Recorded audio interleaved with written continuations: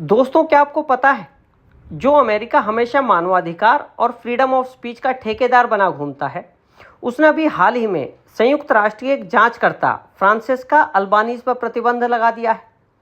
Francesca Albanese ने जून 2025 में अपनी तीसरी रिपोर्ट पेश की, जिसका नाम था from economy of occupation to economy of genocide. इस रिपोर्ट में उन्होंने कहा कि इजराइल के गाजा पर हमले जनसंहार जैसे हैं। उन्होंने ये भी मांग की कि अंतर्राष्ट्रीय आपराधिक कोर्ट में इजरायली नेताओं पर कार्रवाई की जाए। इतना ही नहीं, उन्होंने अमेजॉन, माइक्रोसॉफ्ट और गूगल जैसी बड़ी अमेरिकी कंपनियों पर भी आरोप लगाए कि ये कंपनियां इजराइल को तकनीक और संसाधन देकर हमलों में मदद कर रही हैं। यानी जो अमेरिका मानवाधिकार के नाम पर औरों का शिकार करता था, आज खुद मानवाधिकार का शिकार हो गया है। इस रिपोर्ट पर अमेरिका ने क्या किया? अमेरिका ने अल्बानीज को यहूदी विरोधी और आतंकवादी समर्थक कहकर उनके और उनके परिवार के लिए अमेरिका में वीज़ा बैन कर दिया।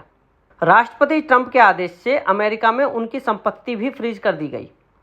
अमेरिका ने कहा कि अल्बानीज राजनीतिक और आर्थिक तौर पर हमारे विरुद्ध युद्ध छेड़ना चाहती है। ह्यूमन राइट्स वॉच ने अमेरिका के इस फैसले का विरोध किया और कहा कि अमेरिका स्वतंत्र जांच को दबाने और अंतर्राष्ट्रीय न्याय को कमजोर करने की कोशिश कर रहा है।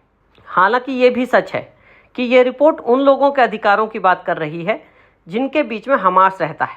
वही हमास जिसने पहले इजराइल के मासूम बच्चों और महिलाओं पर हमला किया और उन्हें आज तक बंधक बनाकर रखा है। पर मुद्दा कुछ और है। मुद्दा यह है कि अगर ऐसी कोई रिपोर्ट भारत या और किसी देश के विरुद्ध आती तो अमेरिका तुरंत मानवाधिकारों का सबसे बड़ा ठेकेदार बन जाता और पाबंदियों की धमकी देने लगता। लेकिन इस मामले में वो बिल्कुल पलट गया है। वो बिल्कुल उल्टी बातें कर रहा है। प्रश्न ये है कि क्या अमेरिका का ये डबल स्टैंडर्ड नहीं है? जो अमेरिका हर साल 200 देशों पर मानवाधिकार रिपोर्ट निकालता है, लोकतंत्र और फ्रीडम ऑफ स्पीच का पाठ पढ़ाता है, लेकिन जब खुद उस पर या उसके किसी साथी पर आरोप लगने लगे तो जांच को ही रोकने की धमकी दे रहा है। दूसरों को सिखाए मानवाधिकार, लेकिन खुद पर सवाल आए तो आवाज़ को ही कुचल दे। अब आपसे एक सवाल, क्या मानवाधिकार सिर्फ कमजोर देशों पर दबाव डालने का हथियार नहीं बन गया है?